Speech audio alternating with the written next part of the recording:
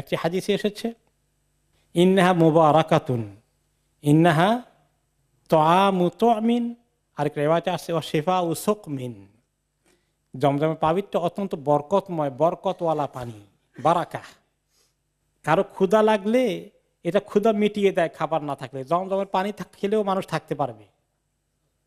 এর মধ্যে এই পরিমাণ নিউট্রিশন আছে যে খাবারের অভাবে যে মানুষের কষ্ট হয়, দুর্ভিক্ষ বা ক্ষুধায় মানুষের অপুষ্টি হতে পারে, জমজমের পানি সেটাকে কাভার করে ফেলবে। আর ওয়া শিফাউ সুকমিন, মানুষের কোনো রোগ ব্যাধি হয়ে গেলে জমজমের পানি তারও উপকার করবে, ঔষধের মতো কাজ করবে।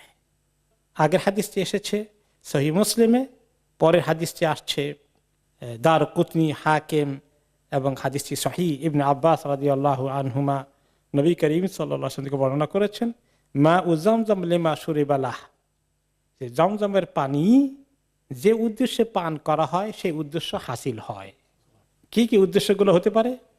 আপনি ধনী হবেন সেই নিয়ে তো জমজমের পানি খেলে ধনী হবেন, ওই রকম না। তার ব্যাখ্যা দিয়েছেন তিনি, ইন শারিবতাহু লিতাস্তাশফিয়া শাফাকাল্লাহ, তুমি আল্লাহর কাছে শেফা পাওয়ার নিয়তে জমজমের পানি খেলে আল্লাহ তাআলা তোমাকে শেফা দান করবেন, রোগ মুক্তি দান করবেন।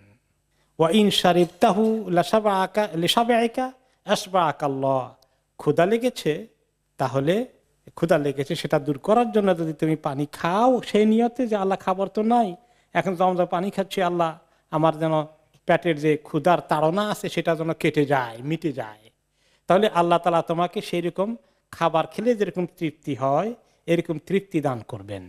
ওয়া ইন শারিবতাহু লিকাতি যামাইকা কাতাহুল্লাহ, তোমার প্রচুর পিপাসা লেগেছে, কি দিয়ে যে পিপাসা দূর করবো, অনেক সময় পিপাসার মধ্যে অনেক পানি খেলেও যেন পিপাসা মিটে না, এইরকম পিপাসার তোমার যদি চাহিদা সৃষ্টি হয়ে যায়, তাহলে সেই নিয়তে খেলে আল্লাহ তাআলা তোমার পিপাসা দূর করে দিবেন, তোমার কণ্ঠকে আল্লাহ তাআলা ঠান্ডা করে দিবেন, মিটিয়ে দিবেন। ওয়াহিয়া হাজমাতু জিবরিল, এটা হচ্ছে জিবরিল আলাইহিস সালামের হাজমা। জিবরিল আলাইহিস সালাম এসে হয়তো ওনার পায়ের গোড়ালি দ্বারা অথবা ডানার অগ্রভাগ দিয়ে একটু মাটিতে আঘাত করেছেন, আর তখনই জমজমের পানির ফোয়ারা ছোটা শুরু হয়েছে। তিনি হচ্ছেন আল্লাহ তাআলার কাছে সবচেয়ে সম্মানিত ফেরেশতা, তার মাধ্যমে আল্লাহ তাআলা এই কূপকে খনন করিয়েছেন, এই জন্য এর মধ্যে বারাকা অ্যাড হয়েছে। সুকি আল্লাহি ইসমাইল, আর ইসমাইল আলাইহিস সালাম যখন পিপাসায় ওনার জান ফেটে যাচ্ছিল, তার জন্য আল্লাহ তাআলা এই পানির ফোয়ারা এনেছিলেন, কাজে এটা বরকতে পরিপূর্ণ।